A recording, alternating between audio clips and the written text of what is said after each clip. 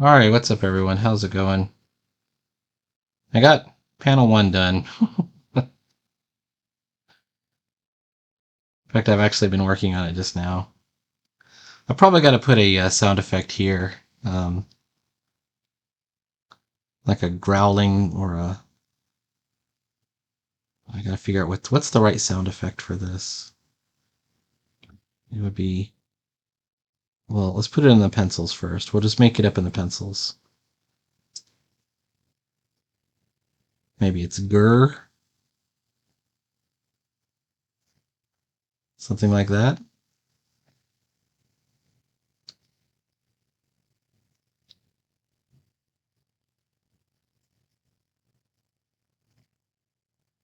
Snarg. Or snarf.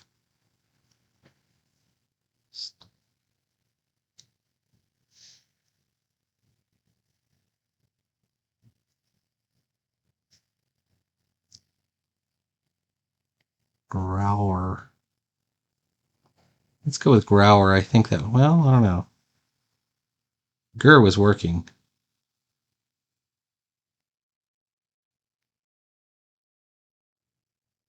I've got to fix those R's to make them like something like that. Okay, so that's the pencil layer. Let's go into the ink layer and just add it in. I'm going to throw it on with my rusty nib.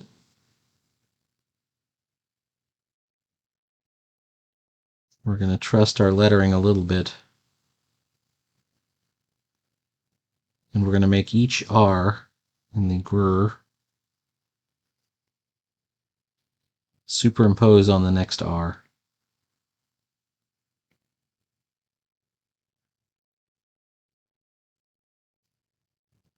I'm going to get rid of all these extra lines.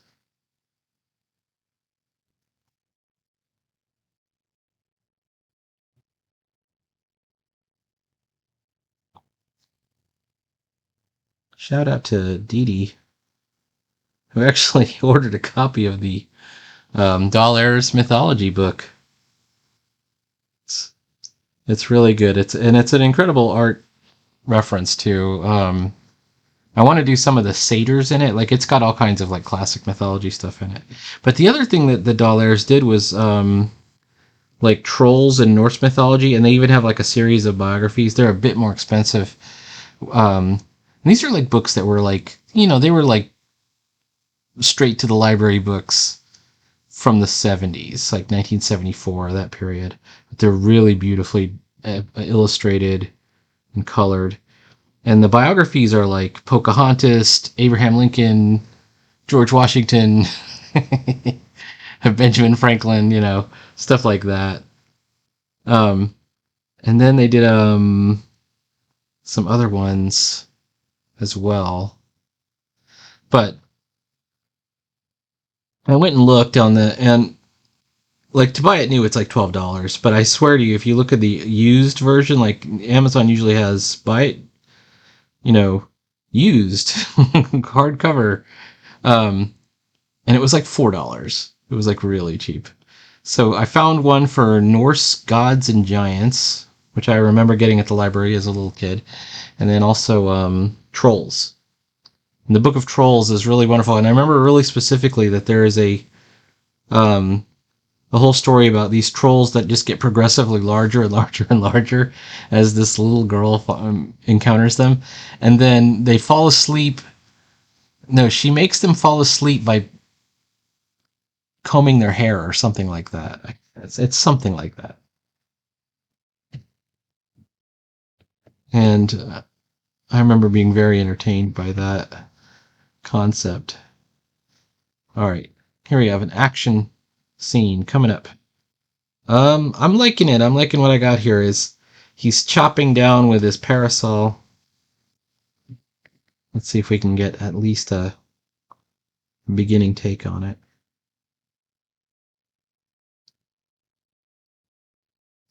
I'm a little late getting started today. I wanted to come home and give my mom a phone call before I got to work on this. I'm also taking the This is kind of a cool one. Kawaii or Cute Art course on Domestika. I had this idea. So we have the Guilded server for Adventures in Comic Making, and we wanted to allow people to make custom banners. It doesn't have a banner yet. Let's make it angry. He's angry. Put on your angry eyes. And I had this idea of these frog guys and a little frog people in a cafe.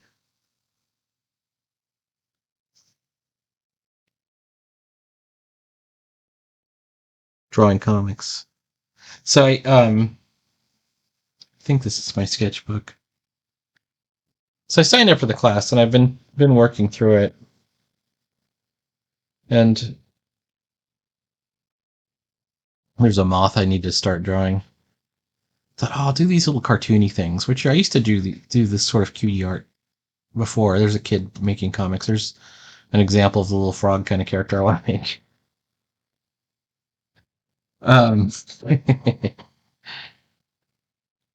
The other character that I like is if you know your R. Crumb, he had like a little teddy bear character that I think is named Charles, that represents his brother Charles.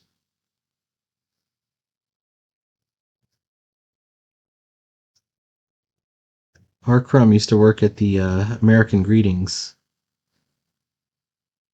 in Ohio, along with Tom Wilson, who created Ziggy.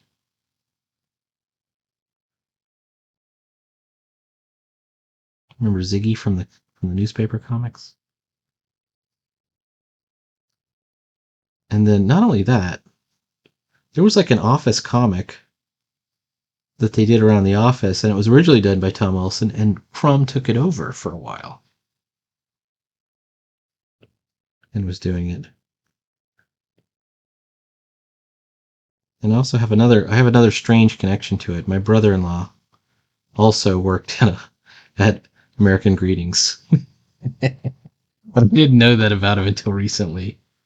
I knew he was he's a pro artist. He works on computer games and stuff. But he goes, yeah, I got my start at American Greetings. I was just laughing. All right. Okay, so these are our this double-fisted grip is really hard to draw because there's not a lot of detail. I mean, it's your hands. How do you do this? Like, you can see the fingers and the thumb. I'm gonna leave it like this. Would you put?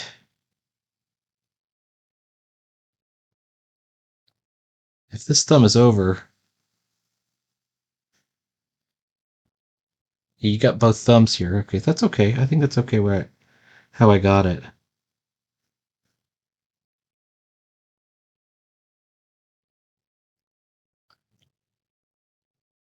And we're gonna do like a big focus line splash, swirl around him. Now I know I've got crazy distortion going on the leg, so I might dial that back just a bit. I mean, I like the distortion.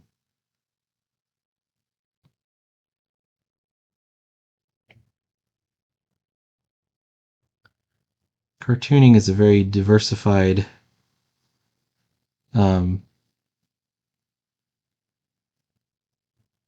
skill set. There's no one style,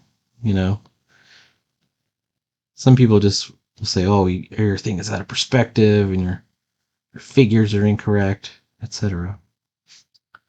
It does matter if things are well drawn or poorly drawn. I will definitely say that. But with cartooning,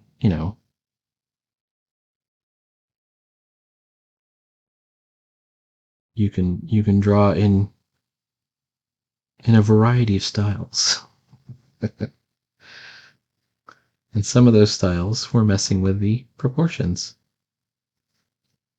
Now, some people use that excuse, well, I don't have to draw because I never have to learn how to draw because I'm just gonna chalk it all up to my style. I just have a naive style. You can tell when somebody can't draw. I mean, that's just reality. And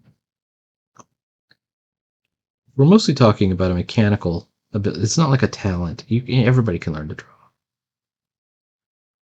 Whether you're drawing goofy cartoons or even the kind of figure drawing that takes a very high level of skill. I think everyone can learn to get most of the way,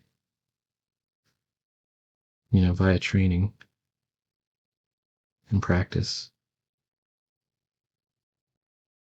And then you can break the rules. Like I just did. All right, how about that? I feel like that seems like a legitimately three-dimensional illustration here, an action illustration. All right. I gotta make some action lines now. Here's where it gets a little weird. I want to do action lines, but I also want to curve it. So let's put in another, I could even put it in this.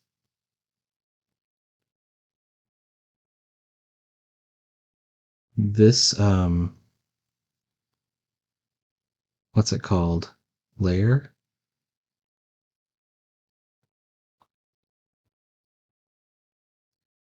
And what I only really need, I think, is a point, like a point of focus. And I think we're going to make this point of focus right here. Actually, let's make it red. And I'll take it back out. Just like that.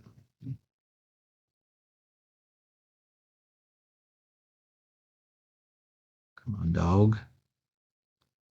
Dog will hunt. All right, here we go. And we got to.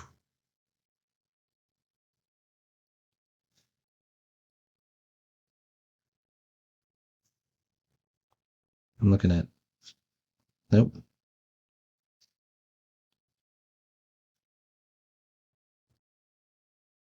Making them curved like that is going to be tough. I think if I do it the other direction,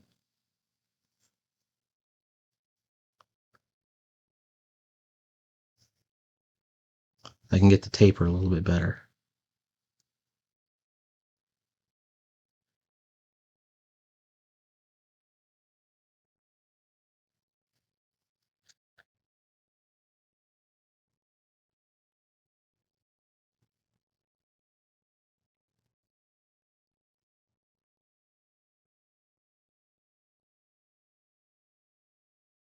Well, I don't like that. All right.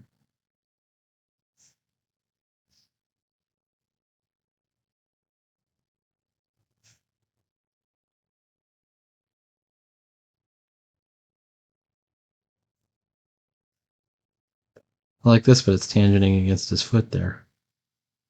So I think we're going to...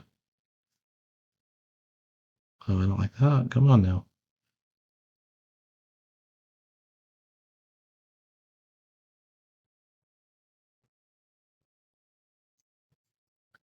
All right, let's erase some lines and see how it works out. At this point, I would say that this is an experiment. We may end up going. We could just do traditional focus lines, and there won't be any trouble at all to do that. But it won't. Have the same effect as, because I want to do this wide sweeping curve. All right, if we take pencils out, how does it read? I don't know if it's reading good. Now let's get back to the ink layer. I'm looking at his foot now. I'm thinking his foot ain't reading good. It's got to read good. Make it work. Oh, come on now. That was kind of working.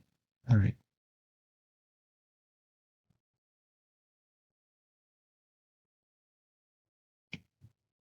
All right, let's get back in there. Get back in the game.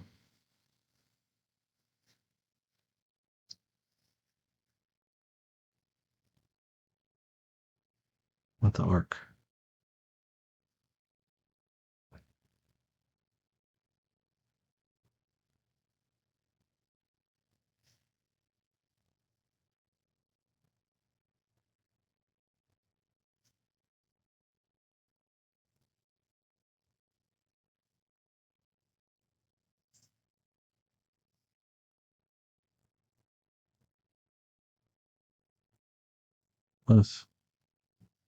What if?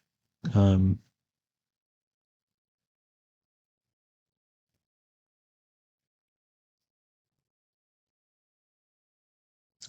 yeah, I'm not sure I like it. Like this line is wrong.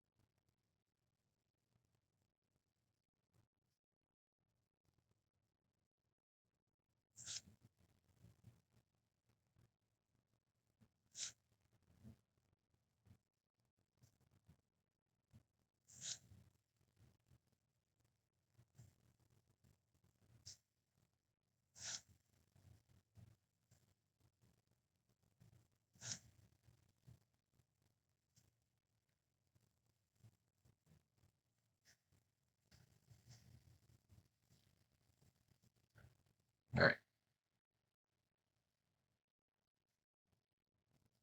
Maybe I should do it both ways, and I'll do like a compare and contrast, like whether we like it with traditional focus lines or these curving focus lines. I mean, traditionally, I think we would do this with like maybe a French curve or something like that.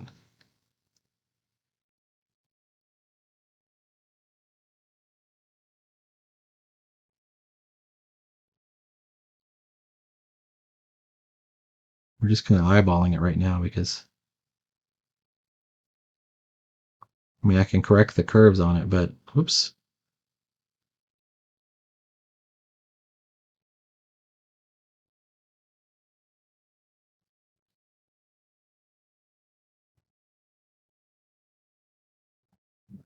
But can I get it right?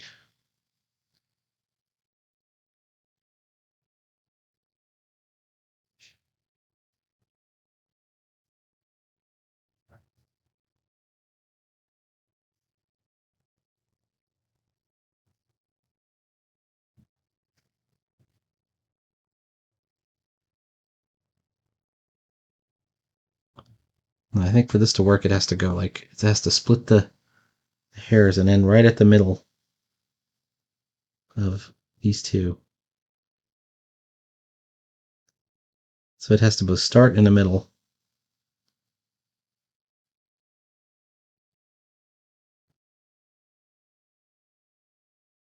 and then kind of end in the middle. This doesn't end. This is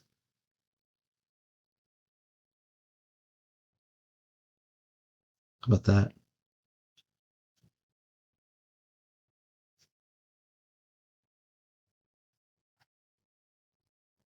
This edge of the beetle, his little toes is tangenting.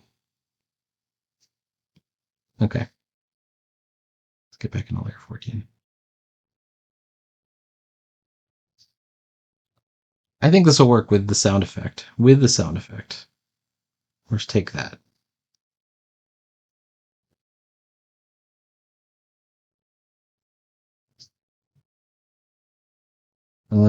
Yeah. Okay, let's erase this down here.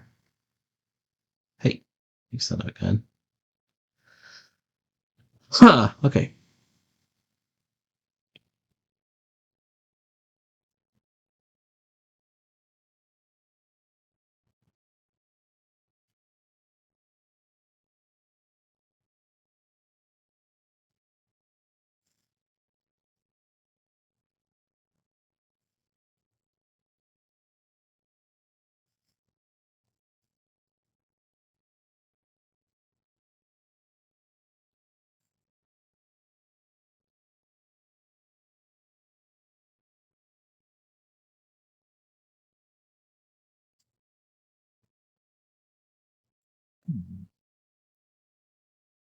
Huh.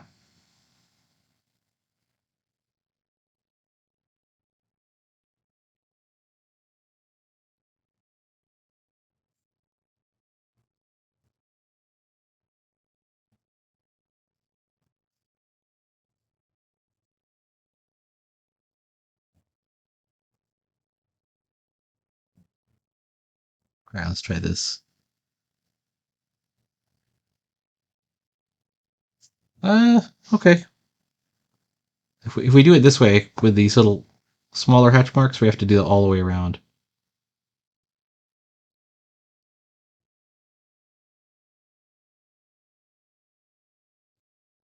And just sort of hope for the best.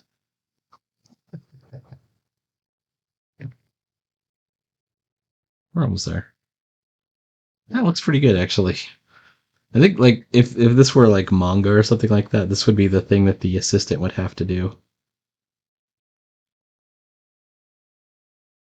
And the punishment for doing it wrong would be a severe beating. Let's see.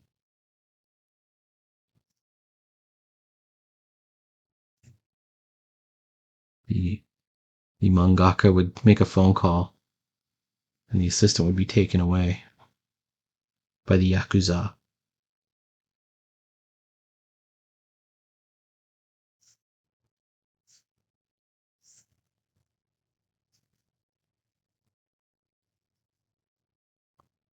How about that? Okay, I do want to do this one. I was thinking maybe I'd split them and not do every single one of them, but now looking at it, I think I definitely have to.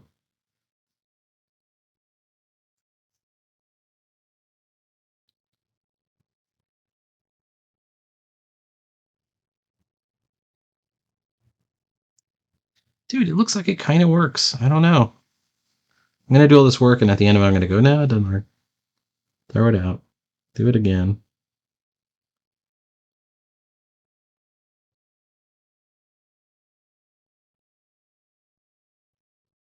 Sometimes people get these templates. I used to do templates too, where it's just a, sunburst or speed lines template, and you just throw it in there and hope for the best. And sometimes they look pretty good. I mean, they look pretty impressive. Um, when you, especially if your eyes aren't that trained, and you're like, look what I did. Like, I used this template and I got that effect, sort of. But it's also kind of a you don't know what you don't know kind of thing. Look at that little problem I have in my panel, though. Look at this. Let's get rid of that. Let's get back to layer 14. Like, that to me looks actually okay. That looks pretty cool.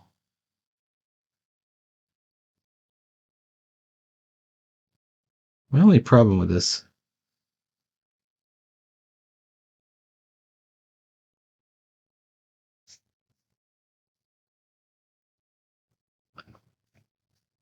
and it's not really a problem, is I feel like I have to start the taper on the inside of the curve.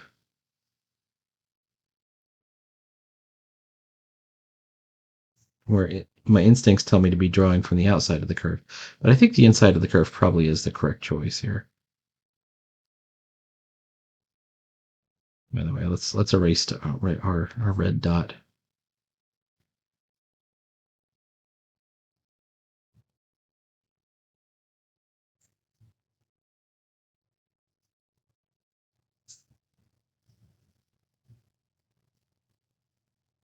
Oh, come on. We were almost there.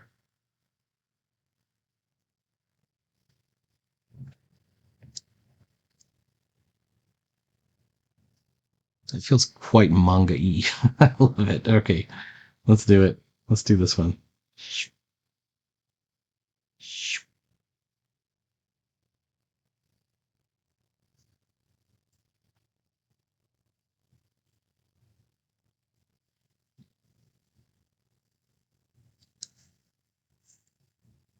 All right.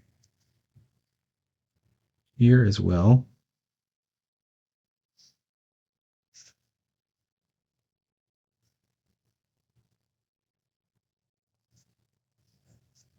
Oops.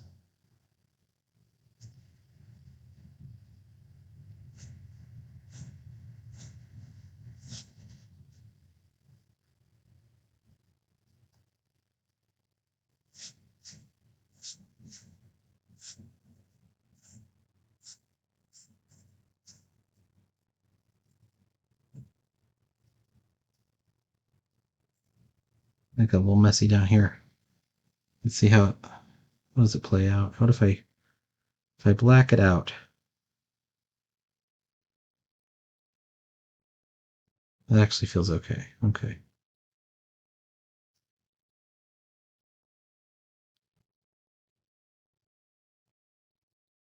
All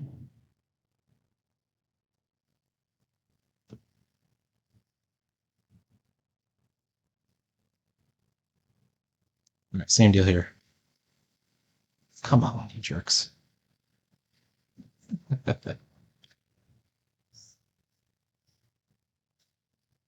There is no way of knowing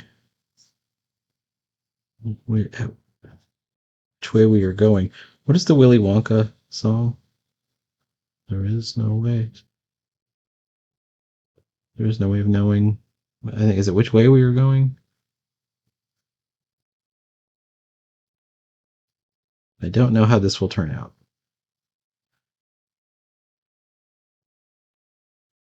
but I'm here for it. Okay.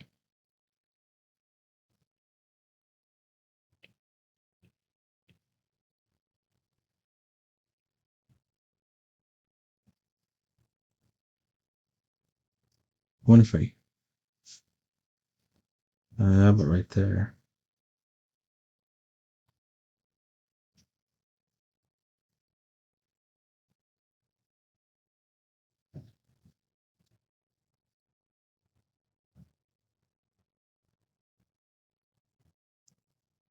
I like this kind of analog break I created over there by missing a few of them.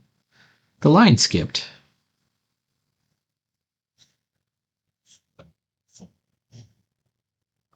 That feels good too. Like that feels like it kind of works. Chop. All right, we need a chop sound. And where's the chop going to be? Right here across the middle. All right, so let's do that in the pencil. Well, it's already there. So let's do it in. It's got to be another. Let's do it in another panel. We're going to call this the chop panel. Chop. And then we're going to try and do it.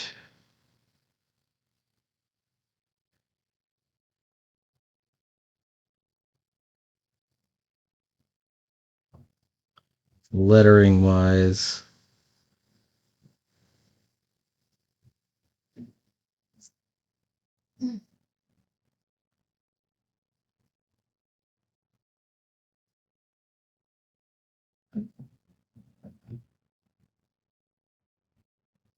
All right. Now,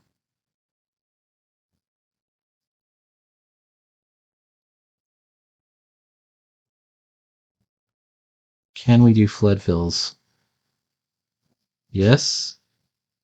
Yes. Yes. Yes. Yeah.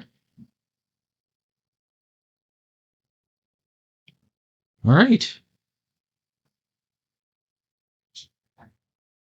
That seemed to have kind of worked. Oh, I got to do the speech bubble. Let's do the speech bubble too. And then I'm going to do maybe a shadow. There's got to be, let's do the shadows in a tones layer. All right. Take that is going to be technical pen.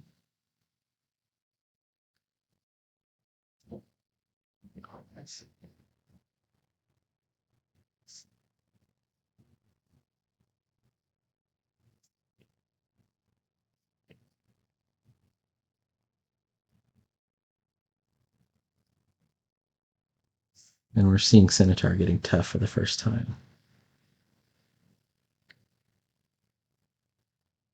All right, let's do the tones layer. Let's put the tones layer right above chop and at 10%. I don't like it at 10%. Let's do it at 30%.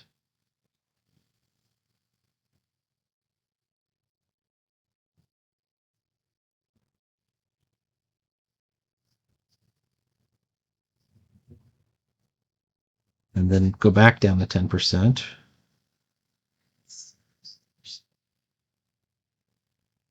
Whoops.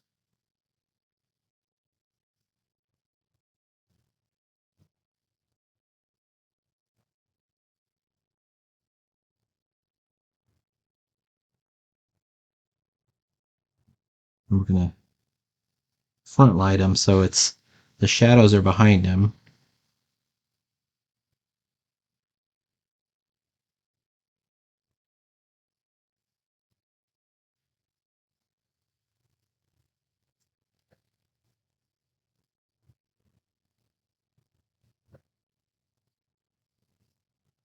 And then that back leg.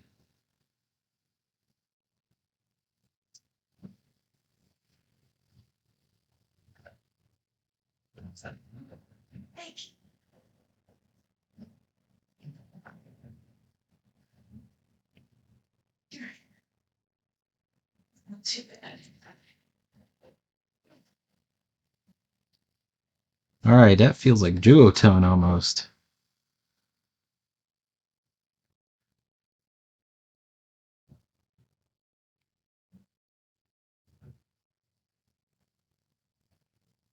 And if we want to go even further, we could go back here.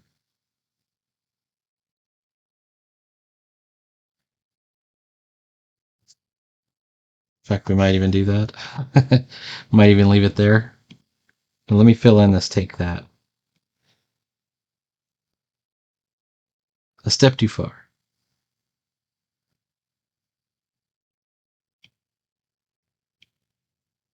Okay, how about this?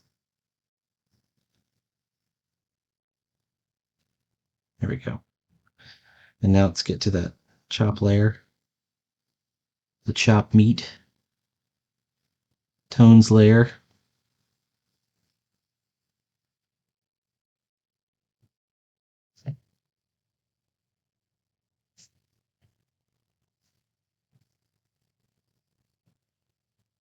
I think that's looking pretty good. I think we also want to do, we're on 10%. Are we in the tones layer? We are. We also want to do some back here too. In black.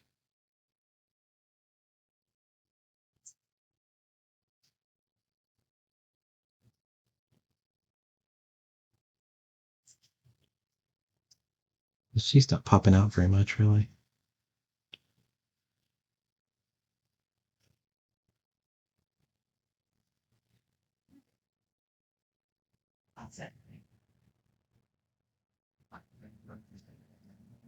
We can even go 30% on the beetle's undersides here.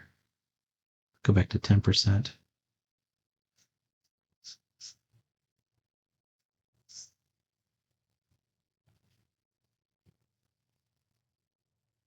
And then let's just get rid of the excess.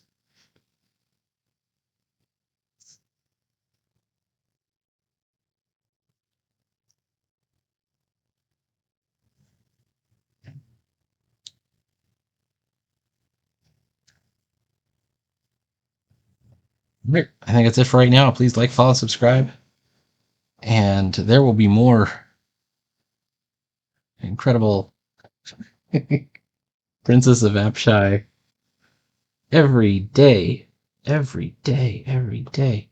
Every day we're drawing. We're getting closer. We're getting closer to the end. Telling this incredible story. Which I hope entertains you and amuses you and makes you LOL. All right. Talk to you later.